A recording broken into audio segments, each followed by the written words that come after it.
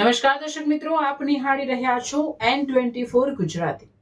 તો નજર કરીશું આજના મહત્વના સમાચાર પર। જંબુસર એસટી ડેપોમાં મહિલા કંડક્ટરની છેડતી કરનાર ડ્રાઈવર જેલ હવાલે। જંબુસર એસટી ડેપોમાં ફરજ બજાવતી એક મહિલા કંડક્ટરે તેની સાથે ફરજ પર અશોભનીય વર્તન, અપમાનજનક ટિપ્પણી અને ધમકી આપવા બદલ સહકર્મચારી ડ્રાઈવર વિરુદ્ધ પોલીસ ફરિયાદ નોંધાવી હતી। મહિલા કર્મચારીની લેખિત ફરિયાદના આધારે જંબુસર પોલીસે તાત્કાલિક કાર્યવાહી કરીને આરોપી ડ્રાઈવર સાદિકભાઈ આદમભાઈ પટેલની ધરપકડ કરી હતી। કોર્ટમાં રજૂ કર્યા બાદ આરોપીને ભરૂચ સબ જેલ ખાતે મોકલી આપવામાં આવ્યો છે। આ ઘટનાને પગલે ડેપોમાં ભારે ચકચાર મચી ગઈ છે। ડેપો મેનેજરે જણાવ્યું છે કે કાર્યસ્થળે મહિલાઓની સુરક્ષા સાથે કોઈ સમાધાન નહીં થાય। જો તપાસમાં કોઈ અધિકારી કે કર્મચારી આરોપીની મદદ કરતા કે ઘટના દબાવવાનો પ્રયાસ કરતા જણાશે તો તેમની સામે પણ કડક વિભાગીય અને કાયદેસરની કાર્યવાહી કરવામાં આવશે। શું ઘટના બની હતી ડેપોમાં?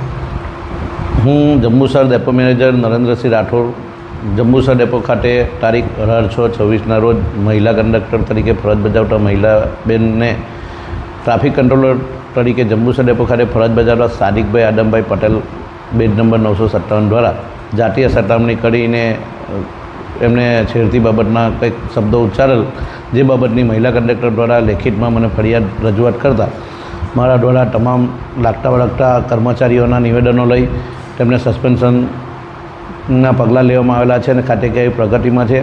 તેમજ તે બેન દ્વારા પોલીસ સ્ટેશન જંબુસર ખાતે પોલીસ ફરિયાદ કરતાં તેમને પોલીસ દ્વારા અટકાયત કરી અને કોર્ટમાં જામીન રજૂ કરીને સબ જેલ ભરૂચ ખાતે ખસેડવામાં આવેલ છે। આ ઘટના કેવી રીતે બનતી? શું ઘટના હતી? ઘટના સવારે બેનની નોકરી સવારમાં 6:30 વાગે 6:45 કલાકે ઉપરથી ખંભાત જંબુસર ખંભાતમાં હતી। તે દરમિયાન બેન કંઈ કંટ્રોલ પોઈન્ટ ખાતે પોતાની બસ નોંધાવવા ગયા હતા।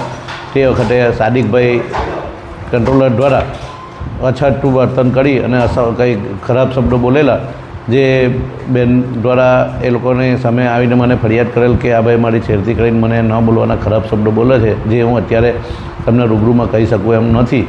જે એ અંગે બેન દ્વારા લેખિત ફરિયાદ આપેલ, જેના આધારે મારા દ્વારા કાર્યવાહી કરવામાં આવી છે।